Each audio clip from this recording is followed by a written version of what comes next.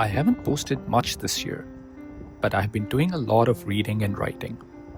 As a result, I have quite a few stories, essays, and thoughts penned down. I intend to use these and share with you a series of video journals or essays.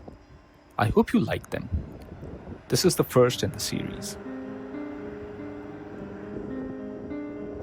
We perform more than we realize. Not in big dramatic ways, mostly in small ones. Responding when silence would feel more honest. Smiling because it's expected. Saying something back not because we have something to say, but because not saying anything feels rude. It isn't anger, it isn't dislike. Sometimes it's just not who you are in that moment. But we answer anyways.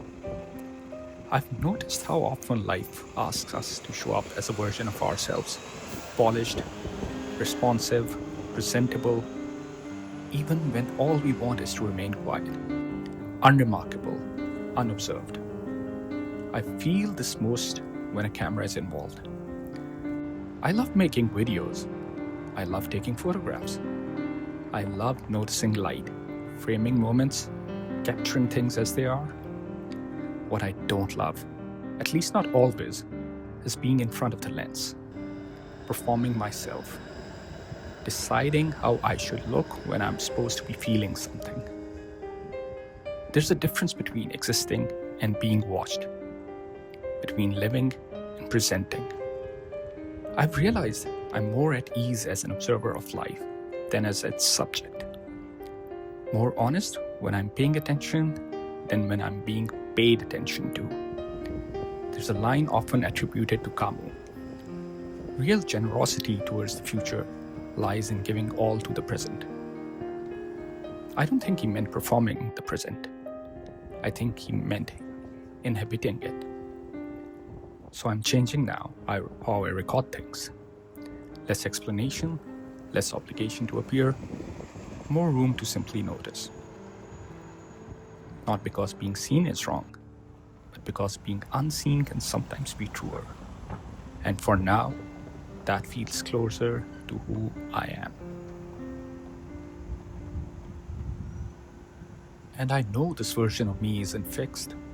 It might be different in a few weeks, or even tomorrow. We're shaped constantly by conversations we didn't plan, by kindness we weren't expecting, by disappointments we pretend didn't matter.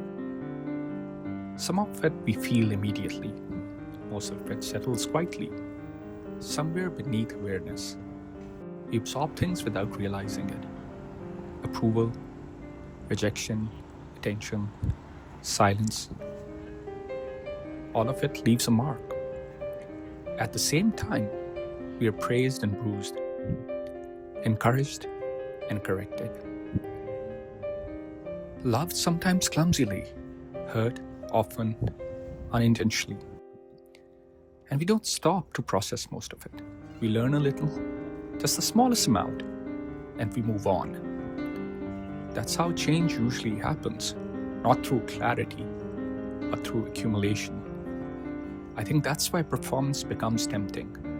It gives shape to uncertainty. A role is easier than a pause. But observation asks something else of us. It asks us to stay with what's happening without deciding what it means yet. To notice how we are changing before we decide who we are. So maybe the shift isn't a conclusion, it's a moment. A preference, not a rule. A way of standing slightly back to see what's actually there. If later I feel differently, that won't mean this was dishonest. It will just mean I kept moving. For now, this is where I'm most myself. Watching, listening, paying attention, without needing to be the subject of the frame. Letting life pass through me before I try to explain it. And trusting that whatever I become next will reveal itself when it's ready to be seen.